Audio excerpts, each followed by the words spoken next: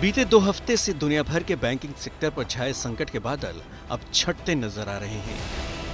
हालांकि इस संकट से उबरने में संकटग्रस्त बैंकों का कोई योगदान नहीं है। इस राहत का सबब तो दूसरे बैंकों और सरकारों की मदद है, जिसके चलते ये बैंकों को डूबने से बचाया जा रहा है। ऐसा हम इसलिए कह रहे हैं क्योंकि स्विट्जरलैंड के यूबीएस समूह ने डूबने की कगार पर खड़े क्रेडिट स्विस बैंक को $3.23 अरब में खरीद लिया है। मौजूदा बैंकिंग संकट के बाद इसे ग्लोबल फाइनेंशियल मार्केट में भरोसा बढ़ाने के मकसद से उठाया गया बड़ा कदम माना जा रहा है। पूरी तरह शेयरों पर आधारित इस सौदे के तहत क्रेडिट स्विस के शेयरधारकों को 22.48 शेयरों के बदले यूबीएस का एक शेयर मिलेगा।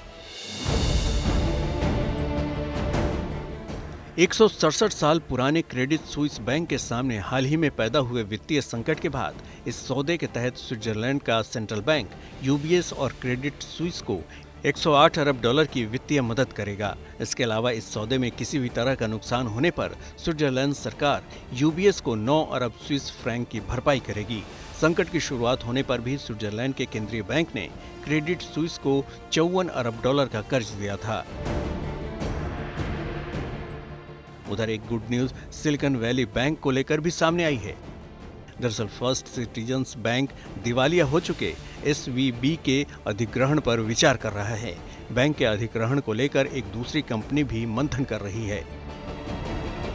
वैसे भी अमेरिका के दिवालिया हुए दोनों बैंकों को लेकर हालात इतने खतरनाक नहीं हैं।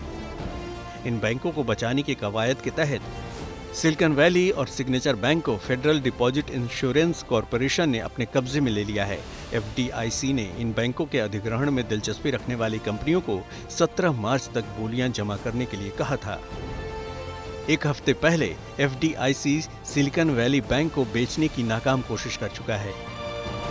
एफडीआईसी इस काम में इन्वेस्टमेंट बैंक पाइपर सैंडलर की सेवाएं ले रहा है।